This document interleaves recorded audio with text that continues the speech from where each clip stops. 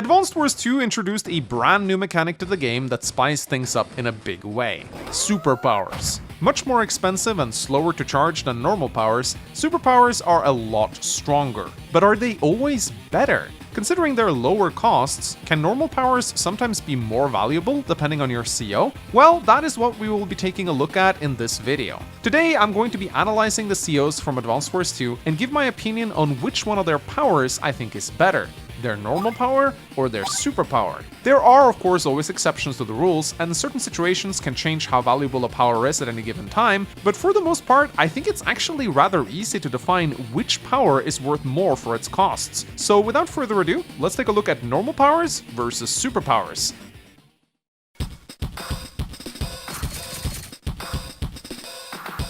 First out we have Andy.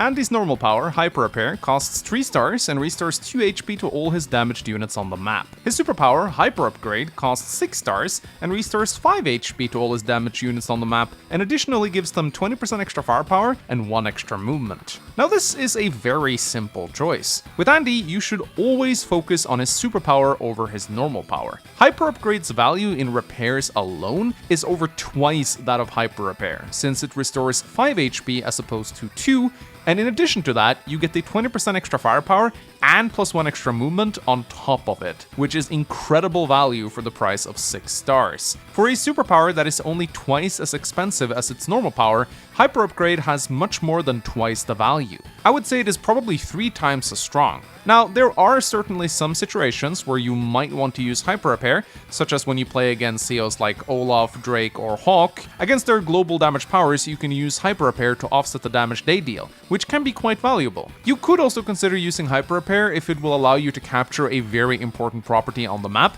but otherwise, you should always go for Hyper Upgrade whenever possible. It has much greater value.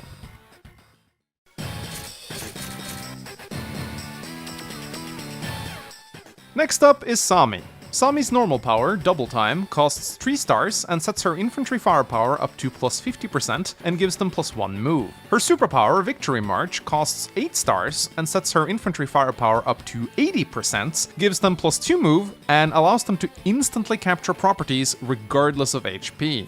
With Sami, her superpower is definitely a lot more valuable than her normal power. Double Time can allow your mechs to score some valuable hits on enemy vehicles in the early game, but Victory March's ability to instantly capture properties will immediately tilt the game in your favor. It will not only give you more money over the course of a match, but it will also take money away from your opponent. In Advanced Wars, whoever has the capture advantage wins the match, and Sami has the ability to change that game completely around with her superpower, so definitely focus on that.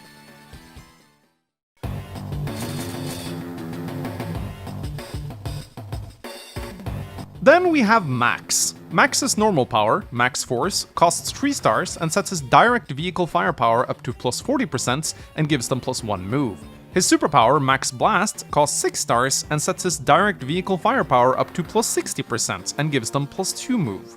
With Max, it's not that easy to say which power is better, because it really depends on your situation. If you can score a bunch of good kills with Max Force early on, you should definitely go for it. However, if you can save up for Max Blasts, you can line up a much more devastating push, which could win you the game. Still, Max Blast is statistically just a twice as strong version of Max Force, while also being twice as expensive, so they are comparable value-wise, and as such I will call this one a tie. Which power is better depends on your situation.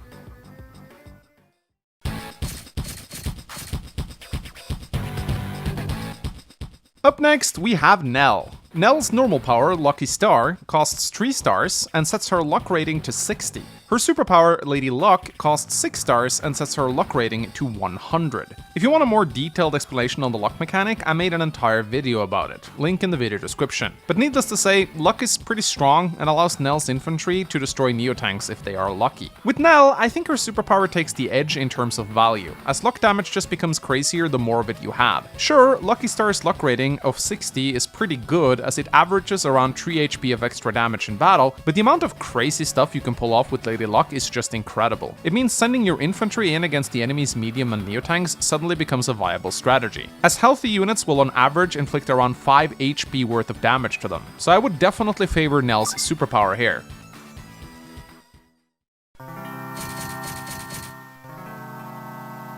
Up next, we have Hachi. His normal power, Barter, costs 3 stars and cuts deployment cost of all his units in half for that turn. His superpower, Merchant Union, costs 5 stars and does the same thing, but also turns all of his cities into ground bases for 1 turn, allowing them to deploy units. With Hachi, your choice of Barter versus Merchant Union really comes down to what you want to do for your turn. If you want to deploy just a few really cheap Neotanks and you are not in need of extra bases, then you should definitely go with Barter. However, if you really need forces quickly in a specific area of the map, then Merchant Union is definitely the way to go. Still, if you can get away with using Barter as much as possible, it is statistically going to net you more value over the course of a match. Keep in mind that both of Hachi's powers have the added effect of cutting your opponent's CO power generation in half for a turn, since they reduce the value of all of Hachi's units on the map by half, so you want your power up as often as possible. It is a hidden but extremely strong part of Hachi's toolkit that is often overlooked. So I would actually say that Hachi's normal power is the most valuable here, even if Merchant Union is definitely the most fun.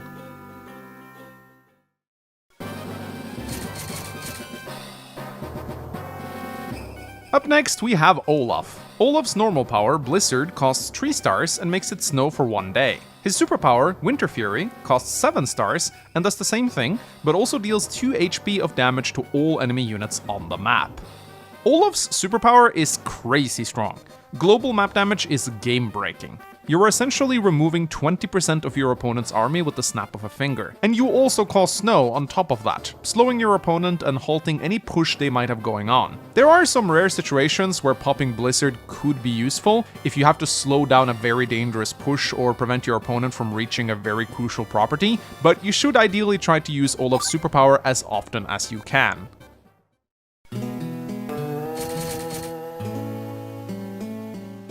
Up next, we have Gritz. Grit's normal power, Snipe Attack, costs 3 stars and sets his indirect unit's firepower up to 50% and gives them 1 extra range, to a total of +2. Grit's superpower, Super Snipe, costs 6 stars and does the exact same thing, only that it gives your indirects 2 extra range instead, up to a total of +3. With Gritz, I definitely think his normal power is more valuable than his superpower. It does the same amount of damage, but Super Snipe is twice as expensive and only gives you 1 extra range. Of course, that 1 extra range can be a pretty big deal if there's a very valuable target right on the edge of your range, but I find that most of the time it is complete overkill. With Grit, you should definitely use Snipe Attack as much as possible. If everything you want to shoot on is already within range, you get the same amount of firepower from it for half the price, so it's a much better deal.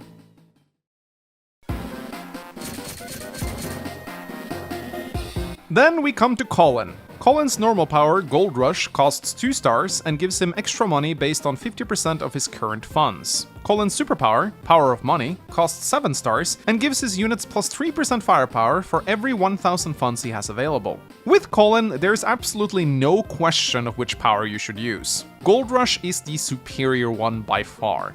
50% extra funds for the price of 2 stars is absolutely ridiculous. The extra money combined with a lower deployment cost makes Colin able to afford crazy amount of units early on. It's not uncommon to see a Colin player deploy a Neotank when the other player can't even afford a medium tank. Gold Rush also becomes exponentially more powerful the more money Colin has, and if he's not under a lot of pressure, he can save up money over several turns to get an even bigger return. In addition to being incredibly cheap, Gold Rush also has the added effect of making his units tougher to kill thanks to the 10% universal defense boost that every power provides. For this reason, you definitely want to activate Gold Rush as soon as you get it, even mid-turn, and even at the end of your turn. Just make sure you do it before you deploy units. The only time you should consider using Colin's superpower is if you're in a bit of a tie and there's huge armies on both sides and you want to pop it for a mega game-ending push. But honestly, these situations are very rare and you won't often see them.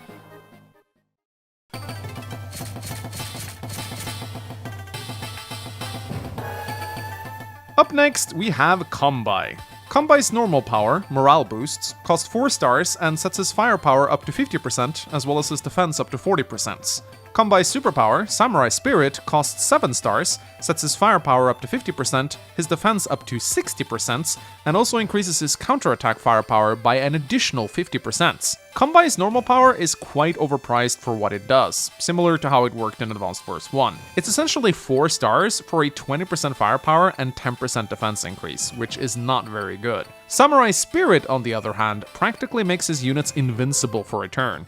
60% extra defense is incredible. When combined with terrain, it makes his units practically take 0 damage. It allows his infantry to capture properties without fear of being interrupted. It lets his units move into position without any fear of taking damage at all. And if his opponent is stupid enough to attack his units, the 50% extra counterattack firepower will obliterate them. With Kanbei, there is absolutely no question which power is better. Samurai Spirit should always take priority.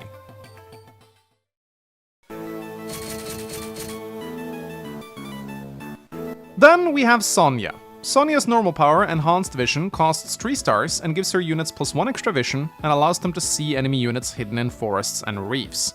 Her superpower, Counterbreak, costs 5 stars and does the exact same thing, but also allow all her units to get the first strike in battle, even when they are attacked. With Sonja, you definitely want to use her superpower over her normal power most of the time. Counterbreak is incredibly cheap at 5 stars. That is as much as Adder's superpower, just to put this in perspective. Counterbreak gives Sonja the exact same benefits from her normal power, and the addition of allowing her units to always strike first gives her a lot of defensive value. When Sonja pops Counterbreak, her enemy becomes very reluctant to attack her units. It basically allows all her direct units to behave as if they have constant player face. The only good choice for dealing with Sonja's units during Counterbreak is to use indirects, and due to Sonja's powers, she's very good at hunting those down. If you need to pop Enhanced Vision to reveal a crucial unit hidden in a forest, like a rocket for example, you can of course consider it, but most of the time you should always go for Counterbreak. It is just so much more valuable.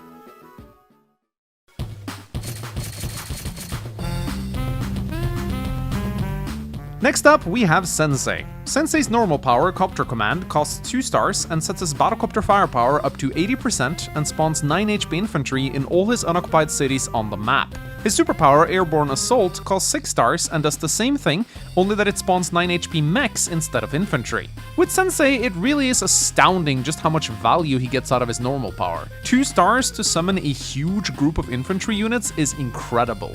This not only greatly aids in your capture game, but it also gives you tons of cheap fodder to hide your units behind. It's not that Airborne Assault isn't powerful, it really is, considering it only costs 6 stars. But considering how many more infantry you can summon with his normal power, you should actually prioritize using that at least early on. You could consider popping Airborne Assault once you are in danger of reaching the unit cap, but otherwise I would actually say that his normal power is more valuable as it gives him the same firepower bonuses to his battlecopters and just statistically allows him to flood the map with cheap fodder, which is incredibly good.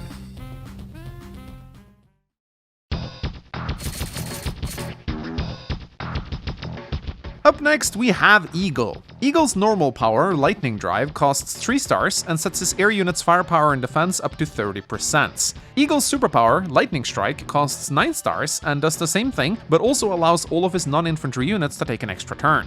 This one is incredibly simple. Never use Lightning Drive.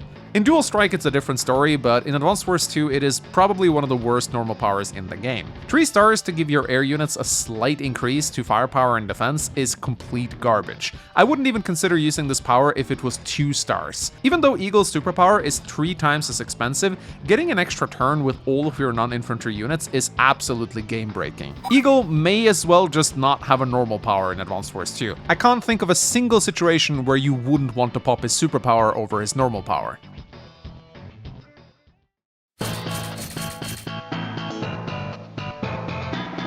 Then we come to Drake. Drake's normal power, Tsunami, costs 4 stars and deals 1 damage to all enemy units on the map and drains half their fuel. His superpower, Typhoon, costs 7 stars, deals 2 damage to all enemy units on the map, drains half their fuel, and causes it to rain.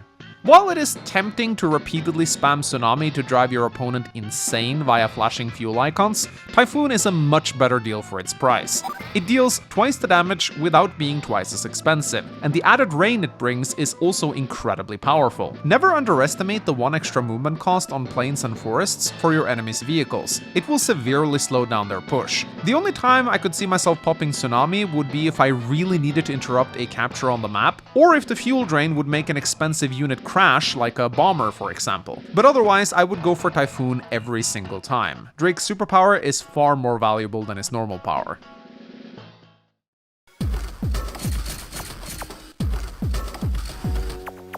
Up next is Jess. Her normal power turbocharge costs 3 stars and sets her vehicle firepower up to 30%, gives them +1 move, and fully resupplies fuel and ammo for all units. Jess's superpower, Overdrive, costs 6 stars and sets her vehicle firepower up to 50%, gives them +2 move, and also resupplies fuel and ammo for all units on the map. With Jess, the situation is pretty similar to that of Max. Her superpower is twice as good as her normal power, while costing twice as much. So value-wise, they are pretty much tied. As always, you shouldn't hesitate to pop her normal power if it will net you some good kills, but her superpower is a better pushing tool for winning games. Still, I would say this one is a tie. Both powers are equal in terms of their value.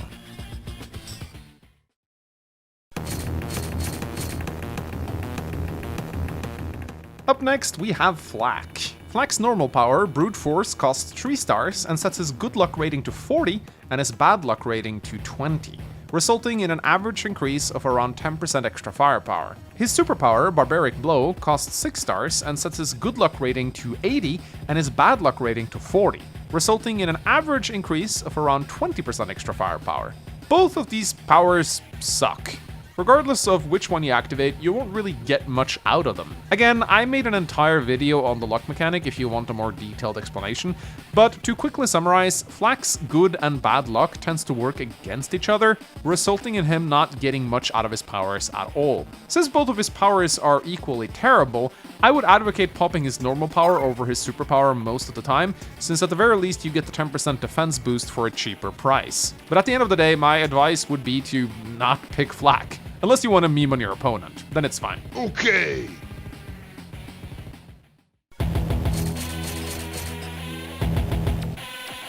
Then we come to Adder. Adder's normal power, Sideslip, costs 2 stars and gives all his units +1 move. His superpower, Sidewinder/Snakebite, costs 5 stars and gives his units +2 move.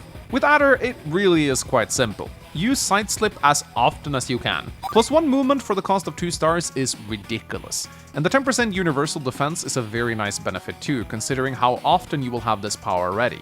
The extra survivability really adds up over the course of a match. Sideslip is so good that it's worth popping even on turns where you don't take many engagements. It lets your infantry move quicker across the map towards properties they want to capture, and it allows you to get your army into the positions that you want them to be in. In the late game, where many of your units are dying, you might find that you accidentally get your superpower up even if you weren't actively saving for it. And in such a situation, you should definitely use that over your normal power. But otherwise, use the normal power every time it is available. It is crazy good.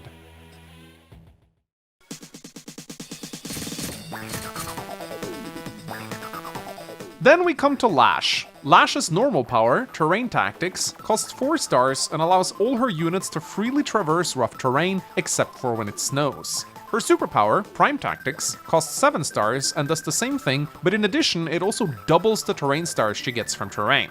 This is another really simple one. You should never use Terrain Tactics if you can avoid it. While it does offer a nice mobility increase for your units, it is very overpriced at 4 stars. There may be situations where it could be useful if you want to send one of your recons through a heavily forested area to snipe an enemy rocket, for example, but the thing is that Prime Tactics allows you to do that as well. It does the same thing as Terrain Tactics, but also increases both your firepower and defense by a very large amount on rough terrain. Doubling terrain stars scales in such a ridiculous way, especially when you start taking fights on properties or mountains. So with Lash, you should always prioritize her superpower over her normal power as much as possible.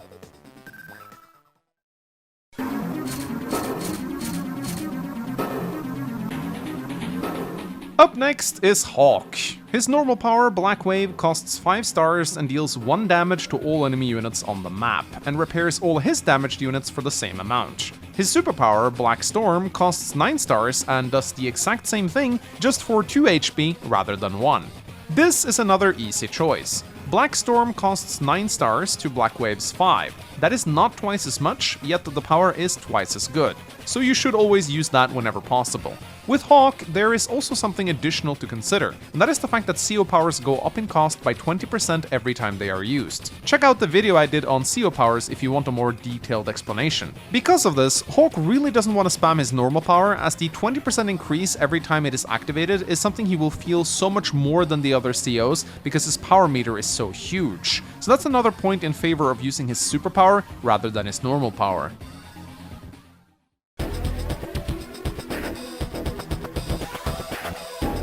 Up next is Sturm. Sturm doesn't have an active normal power, but his superpower, Meteor Strike, costs 10 stars and summons a meteor which deals 8 HP of damage to a missile-sized cluster of units on the map, and also sets his unit's firepower and defense up to 40% for one turn. Here's a fun fact, Sturm actually has a normal power in the game's code, it's just unused. It doesn't actually do anything, but it's there. I guess maybe they intended for Sturm to have a normal power at some point, but it was scrapped in development for whatever reason. Needless to say, you obviously don't need to think about which power to use with Sturm, as he only has one, but I thought I'd add a trivia just for a bit of fun. I guess this is where I can ask you guys, if Sturm were to have a normal power, what would you want it to be? Let me hear about it in the comment section below. Alright, so here is a complete list of all the COs and which of their powers I recommend you use. Of course, as I said at the beginning of this video, there are always exceptions to the rules, and in certain scenarios you definitely want to change your strategy depending on what you need. By no means am I saying that this is what you should do every time. This list is more of a kind of guideline of what powers I consider more statistically valuable depending on the CO. Anyway, do you agree or disagree with anything on this list? I'd love to hear what you have to say about it in the comment section below. As always, click that like button and subscribe for more Advanced Wars content. My name is Mengs, and I will see you guys very soon. Bye bye!